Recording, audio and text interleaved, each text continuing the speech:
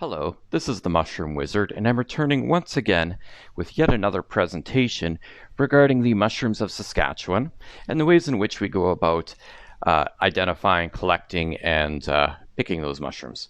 So today we're going to be looking once again at a group of agarics that are not actually related in any other way except for their ecology. So these are the wood lovers of Saskatchewan. And let's get started here. So the genre that we will be looking at are Neolentinus, Pluteus, Sarcomixa, and Tricholompsis. So what do I mean by wood lovers? Wood lovers are, at least for me, saprobic agaric mushrooms that grow from decaying wood. These are not polypores as well. It's also basically just a silly name I made up to group these mushrooms together because there was no other defining feature between them beyond simply being agarics. So let's get started. I would also point out that when we talk about agaric mushrooms, we're ranging from intermediate to advanced mushrooms, so not for beginners necessarily. The first one we're going to look at, you'll find in most guidebooks that are talking about edible mushrooms. This is the deer mushroom Pluteus rangifer, or rangifer, however you pronounce that. Now, some of you who are a bit more familiar with the deer mushroom are going to be saying, well, no, that should be Pluteus cervinus. Pluteus cervinus does not actually occur in Canada. It does not occur beyond the 45th parallel. It's more of a southern species. Once you reach that point in the United States and then upwards, what you have is a different species that looks very similar but is slightly smaller. Tastes the same as well, and it goes by the same common name, deer mushroom, but we're going to be accurate here. We're going to call it Pluteus rangifer. So the cap is dark brown, fading to tan with age, often darker in the top there, as you see with mushrooms, and it has this radial streaking as well, with darker and lighter tones. And then the margin will be white, so it'll be a white ring around the circumference of this mushroom. It is convex, flattening out with age. It has a broad, very shallow umbo up there, and it is covered with this fine fibril scaling in the center especially. Other times it'll be smooth, especially as it goes older. The margin is smooth to begin with, and then it can become wavy as it goes upwards and flattens. And it can be up to about 4 inches in diameter. They're usually a bit smaller. So it's not a very big mushroom. Here's a size reference for you.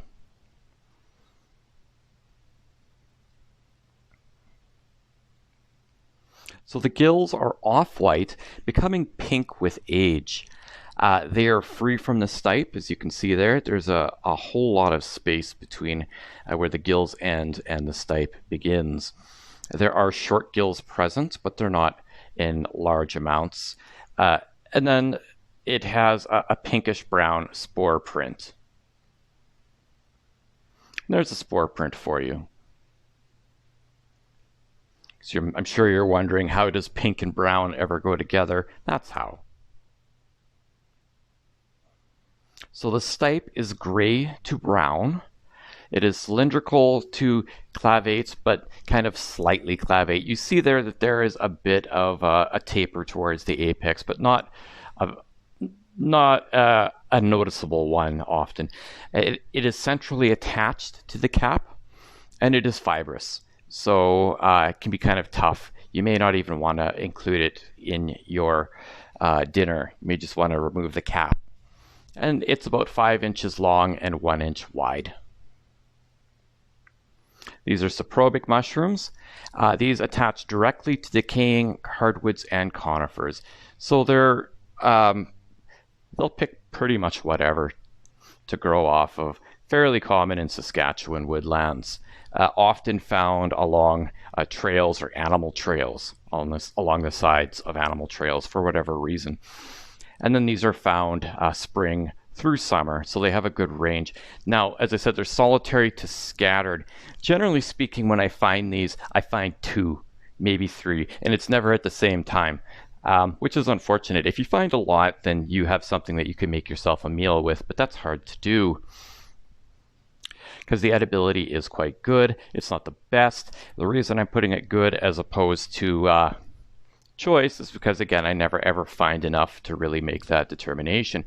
It has a radish-like smell and a radish-like taste.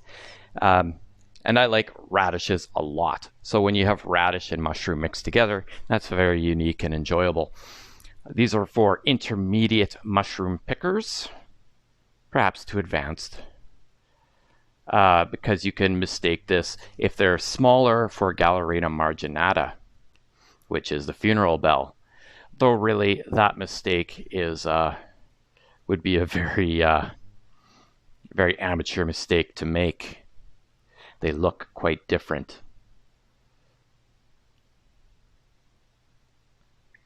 The next one is another Pluteus species. This is the Fawn Mushroom, and this is Pluteus pedicellus. And you're not going to find this mushroom by looking up Fawn Mushroom. This is a mushroom that has no common name, so I gave it one, kind of because it's related to the deer mushroom. I decided to call it the Fawn Mushroom, just for the sake of being cute. So let's get started here. The cap is off-white to light brown, darkening with age. It is darkest at the center.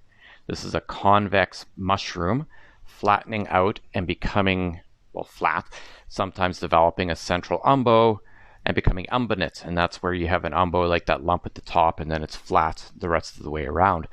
If you run your finger along this, it is smooth or a fine scaling in the center there, kind of like the deer mushroom that we just looked at. The margin is downturned when young and then kind of lifting up and splitting in spots. And you can see that occurring very plainly there. And this grows up to about 6 inches in diameter, so significantly larger, in fact, than the deer mushroom is. Here's a size reference for you. You can see some of that scaling there as well. You can also see how the margin remains downturned to some extent, even while it's flattened. The gills are off-white, turning pink with age, and that is something that you see with Pluteus mushrooms, is that the gills turn pink. That's one of their defining features as a genus. Again, it's also free from the stipe, so not touching the stipe at all. They are crowded together. There are frequent short gills in this one, so more short gills than you would have seen in the deer mushroom. And this produces a brownish pink spore print once again. So I'm not going to show you because they'll all have the same brownish pink spore print, anything in the Pluteus genus. So the stipe is off-white in color and brownish at the base. It is cylindrical to slightly bulbous, as you can see there. And that's interesting too, because in the deer mushroom we had slightly clavate, now we're getting slightly bulbous. And it has a central attachment to the cap, and it can grow up to about 5 inches high and about a ½ inch thick. You can see it's quite a thin stipe. So these are saprobic. They grow directly from decaying wood chips and wood buried beneath the ground. As a result, they often appear terrestrial. So this one is not terrestrial. It is growing strictly from those wood that is buried, or else piles of wood chips. They are scattered to gregarious, often clumping together. And usually they're clumping together because they're all growing from the same piece of buried wood. And these are found spring through fall. Once again, there is no common name, so I made one up. Yay. The edibility is quite good. Tastes mild with a hint of radish for advanced mushroom pickers. You can see this one's actually growing straight off of a piece of wood, so that can occur as well. So here's a look-alike alert for you that actually is fairly relevant. Pluteus pedicellus on the left, that's what we want. Entoloma sinuatum on the right, that one can potentially kill you. Both of these are pink-gilled mushrooms, so you want to make sure that you have the right one, that it is actually attached to a piece of wood. The next species we're going to look at is the olive oyster, also known as the winter oyster. This is Sarcomyxa serotina. And yes, I know we did an oyster presentation. I just did not have enough room in it to include this bizarre little one. So this mushroom is dark olive green, fading to yellowish green with age. And it has this kind of streaked color where you get like different sort of greens mixed in there, darker and lighter. It is convex, flattening out, sometimes developing a depression in the center. Tends to have a sessile attachment, so no stipe. It is fan-shaped as well, often fan-shaped or kidney-shaped. The margin is smooth to wavy and downturned, and you could even say that that's approaching like a kind of like a scalloped margin. And these grow up to about 4 inches in diameter. It's not a very big mushroom. Here are some pictures of it. You can see it's got no stipe there.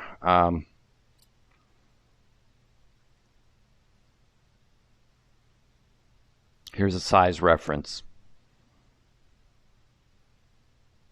You can see even the round one there, just kind of like, it's just almost like a mycelial blob as opposed to a stipe.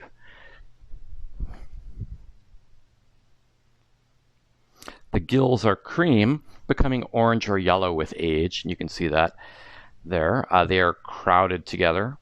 There are short gills present, though not frequent, and this produces white spores. This is a saprobic mushroom. It attaches directly to recently fallen hardwoods. So when hardwoods fall, this will be one of the first mushrooms that can attach to it to start breaking it down. These tend to also grow in shelf-like clusters. And if you look at if you remember the size reference there, we saw some of those clusters. You could even see that starting to happen here too, with the one on the right starting to grow underneath the larger one. And then these are found very late fall. So think like mid-September through October. In terms of their edibility, I'm going to say poor. Now, this is considered a delicacy in Asia, and it's considered to be one of the best mushrooms you can pick in certain places in Asia. However, there is a lot of variability in terms of the taste. Where we are, up like in northern North America, it tends to have a bitter taste that is not necessarily present in other parts of the world. And that may indicate that we're actually looking at a separate species that is just sharing a scientific name for the time being, or it could be something to do with location or just slight variability in terms of its geographical positioning. Now, it could also be that we just don't know how to freaking cook it. If this is used in Asian cooking, we may very well just be messing that up, and it just simply doesn't have the taste brought out in the way it should be. Now, I would also say that this mushroom is cultivated in parts of the world as well. It is that well regarded. So give it a shot. If you find a way to cook it properly, then yay, you know what to look for. Moving on to the next species. This is the Plums and Custard. I take it that's a very British name, so probably a species that is also found in the UK and in parts of Europe. This is Tricholompsis rudulans. And no, it does not taste like plums or custard. That's simply due to the coloration, which is quite vibrant. This is a very beautiful mushroom. So the cap is yellowish brown and covered with a dense reddish purple fibrillose scaling. It's very thick. So if it's young, you would think that this is kind of like a purple mushroom, but in fact that's just this kind of fibrillose scaling that starts to recede from the center outwards with age, revealing what the cap is actually colored as. It is convex and then flattens out with age. As I mentioned, fibrillose scaling, and the margin is enrolled when young, sometimes becoming striate, but only a tiny little bit of striation. It doesn't extend very far into the cap. and it can also become somewhat wavy with age. And it grows up to about 4 inches in diameter. And if you take a look at this, at the margin there, you can see that minute striation. It's there, but it's so tiny you could almost miss it if you weren't looking for it, especially if you're distracted by that brilliantly colored scaling that just completely wipes out the actual color of the cap. Beautiful mushroom. Here are some size, or here is a size reference for you. You see it's a good sized mushroom as well. So the gills are yellow in color, tanning with age. They are adnate to adnext, quite crowded. Short gills are frequent, so there are quite a number of them. And this produces white spores. There's a spore print for you. The stipe has a yellow background color with red fibrillose scaling. So again, what we're seeing from the cap is also occurring on the stipe. It is cylindrical, so basically the same width throughout. It has a central or an eccentric attachment. When I say an eccentric attachment, I mean that it may actually be off-center in its attachment to that cap. And then at the apex there, it is bald. So you can see the actual coloring of the stipe at the apex. And then everywhere else, again, there's that reddish fibrillose scaling. And it grows up to about 4 inches high. This is saprobic, grows directly from decaying conifers, or it will be found in extremely decayed conifers that are just kind of in like a pile of chips or debris. They are solitary to scattered. Not the most common mushroom to encounter. They are found summer and fall. In terms of eating it, relatively poor quality. This has a bland taste, once again, with a trace of radish. I personally like that taste, but everybody who describes this mushroom online describes it as poor, so I'm going to go with that. I've never actually eaten this one because it is not the most common thing to encounter. And these are for intermediate mushroom pickers, though I can't think of anything that this could be confused with myself. The next mushroom is another common one in Saskatchewan. This is the train wrecker, Neolentinus lepidius. It's kind of a unique common name. I'll get to that later on, why it's called the train wrecker. So the cap is white to cream in color. It has brown raised scales that are concentrically arranged in kind of like these circles that expand outwards from the center to the margin. And then it's somewhat variable in terms of its shape. It is convex, flattening out by maturity, sometimes developing a central depression, other times developing a raised umbo, or potentially becoming umbonate. When shaded from sunlight or growing in darkness, the shape becomes quite eccentric. So usually when you look down on the profile, it'll be round, but often this is a mushroom, just to give it some context, that often grows beneath bridges or will grow in mine shafts. And when this happens, it becomes extremely eccentric in terms of its shape due to it not having the sun's presence. The sun does something to it that regulates the shape of the mushroom. Without that, it becomes this weird sort of twisted ball or growth. Very firm. So when I say firm, think of a carrot. Think of how firm that is. This is very dense flesh in this mushroom. It has this margin that is also down rolled even after it flattens out. And you see that in the picture here, actually. It has a central depression already.